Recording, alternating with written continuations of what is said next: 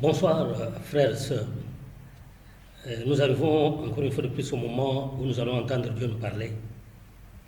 Bien que nous avons été enseignés le matin, mais le Seigneur a voulu que ce soir, que nous puissions encore parler de sa part. Je suis très content de vous savoir nombreux, partout où vous êtes, en train de suivre ce message que Dieu a mis sur notre cœur. Avant d'aller plus loin, besoin d'être priant. Éternel notre Dieu, merci infiniment de tout cœur pour ce bon moment que tu nous offres, où nous allons parler de ta part. Dieu de gloire, ton peuple est au-devant de toi maintenant, prêt à t'entendre parler. Moi, je suis que le canal par lequel tu veux passer pour leur parler, Seigneur. Efface-moi complètement. Bénis ta parole, Seigneur. Bénis ton peuple qui est au-devant de toi. Et que tout soit pour ta gloire. Au nom glorieux de Jésus-Christ, notre Seigneur, t'avons prié. Amen. Frères et sœurs, nous continuons avec notre enseignement pour ceux qui nous suivent, qui sont avec nous. Nous sommes toujours dans le livre des Actes des Apôtres. Et ce soir, je vais nous parler dans le livre des Apôtres, chapitre 18. Je vais lire du verset 1 au verset 10, je vais sauter, et je vais lire le verset 23 jusqu'au verset 26. Lisons la parole de Dieu.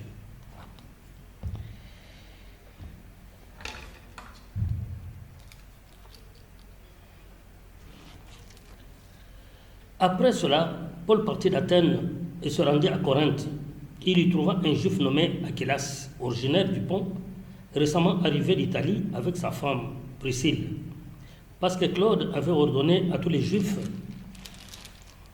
de sortir de Rome, il se lia avec eux. Et comme il avait le même métier, il demeura chez eux et y travailla, il fabriquait des tentes.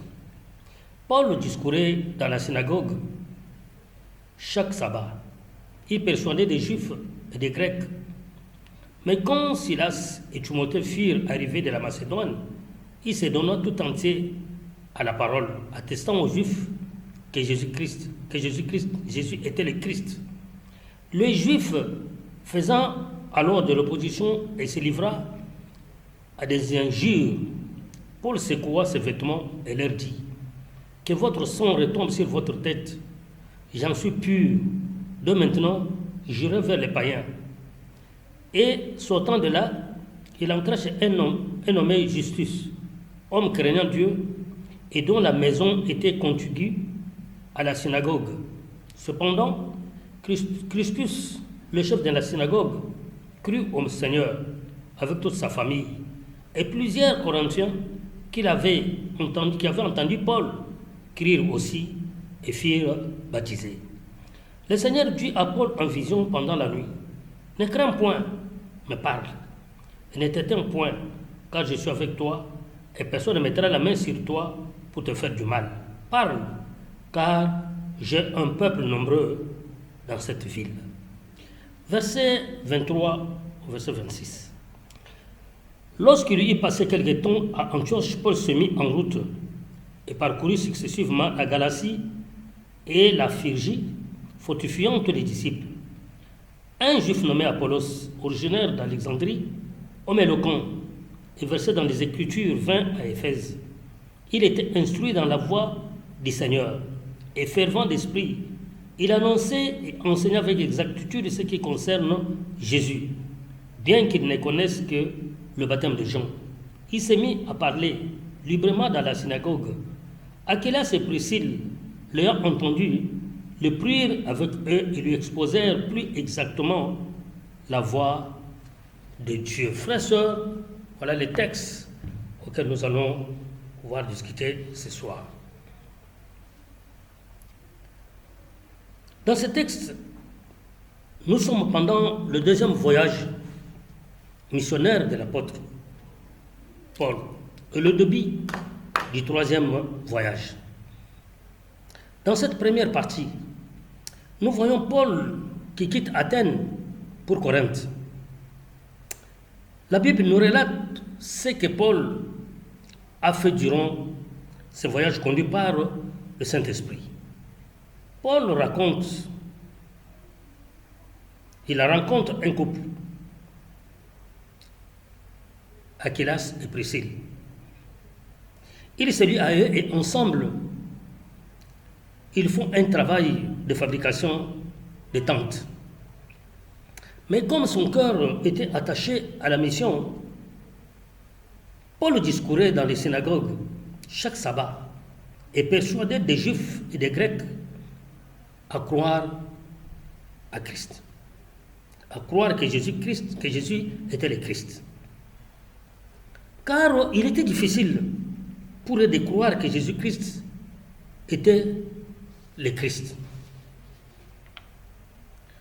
Lorsque Silas et Timothée arrivent de Macédoine, Paul se donne maintenant totalement à la parole, attestant aux Juifs que Jésus était le Christ. Cela provoqua la jalousie des Juifs qui firent une grande opposition tout en se livrant aux insultes envers Paul. Alors Paul va secouer ses habits en leur disant que votre sang retombe sur votre tête. Moi, je suis pur, j'en suis pur. Mais il se retourna vers les païens. Frères et sœurs, malgré cette opposition des Juifs, un grand nombre de personnes crurent au Seigneur, entre autres Crispus, chef de la synagogue, et toute sa famille firent gagner au Seigneur. Oui, frères et sœurs, le point ici, c'est comprendre que sous la direction du Saint-Esprit et de sa puissance, pendant le voyage missionnaire de Paul, l'évangile était proclamé, frères et sœurs, avec puissance, et un grand nombre de personnes croyaient et étaient gagnées au Christ, à Christ. En tant que disciples de Jésus-Christ, frères et sœurs, nous devons comprendre ce soir que c'est notre rôle en tant que disciples de Jésus-Christ de prêcher l'évangile avec puissance afin de gagner un grand nombre de personnes malgré l'opposition de Satan. Souvenez-vous, nous avons enseigné, frères et sœurs, que la puissance du Saint-Esprit agit encore. Cette puissance a agi autrefois avec Paul, Silas et Timothée dans leur mission, et aujourd'hui, c'est notre tour, toi et moi. Le Saint-Esprit continue à agir aussi. Voilà, pour ces frères et sœurs, j'ai 3 petits points seulement que je vais nous partager ce soir. Premier point. N'était un point annonce l'évangile avec puissance. Nous sommes au verset 9 et verset 10. Dans ce passage, frères et sœurs, nous voyons comment le Seigneur s'est présenté à Paul dans la vision pour lui dire: lève-toi, parle, n'était un point. Personne ne mettra la main sur toi car je suis avec toi.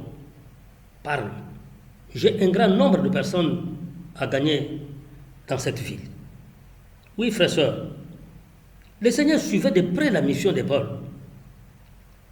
Voilà pourquoi dans sa vision, il lui dit ce que je viens de dire tout à l'heure. Dieu avait dans la ville de Corinthe un nombre de personnes destinées au salut.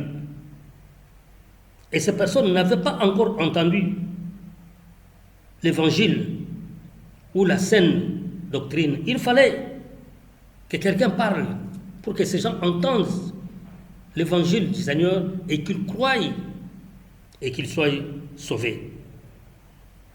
Voilà pourquoi, frères et sœurs, Paul ne s'était pas tu. Il a tellement parlé que des hommes et des femmes dans cette ville de Corinthe étaient gagnés à Christ. Frères et sœurs, Dieu a désigné au salut un grand nombre de personnes aussi dans cette ville que nous vivons aujourd'hui, dans la commune que nous habitons, dans le quartier et partout où nous nous trouvons, que ce soit au travail, que ce soit à l'université, que ce soit partout ailleurs. Ces hommes n'ont jamais entendu, frères et sœurs, la saine doctrine. Le vrai message pouvant les amener au salut. Ils ont besoin, frères et sœurs, d'entendre ce message. N'était un point, lève-toi et parle. Maintenant, je me pose la question, frères et sœurs, pourquoi nous sommes déjà tus? Pourquoi nous ne parlons pas, frères et sœurs? Ce n'est pas le moment de nous taire. Réveillons-nous et parlons, car le monde va très mal, frères et sœurs. Et la fausse doctrine est propagée partout. Partout, on ne prêche que la fausse doctrine, frères et sœurs. Si nous, qui connaissons la vérité, nous ne parlons pas, ces hommes et ces femmes destinés au salut par le Seigneur ne seront pas gagnés à Christ. Deuxième point, nous devons persuader, frères et sœurs. Oui. Au verset 4, la Bible dit, Paul persuadait les Juifs et les Grecs, c'est-à-dire, frères et sœurs, il les amenait à croire. Car ce n'était pas une chose facile pour eux, les Juifs et les Grecs, sachant que Jésus-Christ est l'enfant de Joseph et Marie, et eux croire que c'est le Fils de Dieu ou c'est le Christ. Ce n'était pas une chose facile. Voilà pourquoi Paul pouvait parler en les persuadant, en les faisant croire, car persuader, c'est faire croire la personne ce qui est vrai, les convaincre à accepter. Oui, c'est ce que Paul a fait. Or, pour bien persuader quelqu'un, il faut savoir parler. Et pour bien parler aussi, ou défendre une cause, il faut bien connaître l'affaire. Est-ce que tu connais Christ? Qui est-il pour toi? Frères et sœurs, lorsque nous regardons les Saintes Écritures dans l'Acte des Apôtres, chapitre 2, verset 36, la Bible nous dit, Dieu a fait Jésus, Christ, Seigneur et Sauveur. Oui, frères et sœurs, Jésus n'est pas n'importe qui. Il est notre Seigneur, il est notre Sauveur. Il est venu sur cette tête des hommes pour nous sauver. Voilà pourquoi nous tous qui avons cru en lui, nous avons fait de lui notre Seigneur. Jésus-Christ, il est le seul, l'unique Fils de Dieu. Matthieu chapitre 16, verset 16, confirme cela, frères et sœurs. Et aussi, Jean chapitre 1, verset 18, la Bible dit que Jésus-Christ est Dieu. Frères et sœurs, Paul connaissait Christ. Il a causé avec lui. Il a reçu de lui les instructions. Alors il pouvait persuader les Juifs et les Grecs que Jésus-Christ n'est pas n'importe qui. Il est le Seigneur, il est le Fils de Dieu, il est même Dieu. Et qu'en croyant en lui, vous deviez être sauvés. Voilà pourquoi, frères et sœurs, bien que les Juifs et les Grecs s'opposaient, mais il y a de ceux-là que le message a touché. Ils ont cru à Paul, ils ont cru au message et ils sont sauvés. Alors si nous connaissons Christ, alors persuadons les autres à croire en lui, afin qu'ils aient aussi le salut. Troisième point. Expose avec certitude la voie du salut. Au verset 23, la Bible nous montre qu'un certain Apollo, un homme éloquent, ne connaissant pas exactement la voie du salut, mais il avait la certitude sur Christ, sur Jésus. Mais il ne connaissait pas la voie du salut. Il se met dans le synagogue en train de prêcher. Tandis que Aquilas et Priscille, sa femme, qui connaissaient la voie du salut, la Bible dit qu'ils l'ont pris de côté pour lui montrer exactement la voie du salut. Ou lui montrer exactement ou clairement comment on obtient le salut. Frères et sœurs, aujourd'hui, beaucoup de gens sont dans l'ignorance, ne connaissent pas cette voie du salut. Ils sont éloquents, ils se disent pasteurs, ils ont les ailes, mais ne connaissent pas exactement comment on parvient au salut, comment on devient même chrétien, frères et sœurs. Romains chapitre 10, versets 1 à 2, l'apôtre Paul dit, « Levez de mon cœur pour mes frères juifs, ceux qui sont sauvés.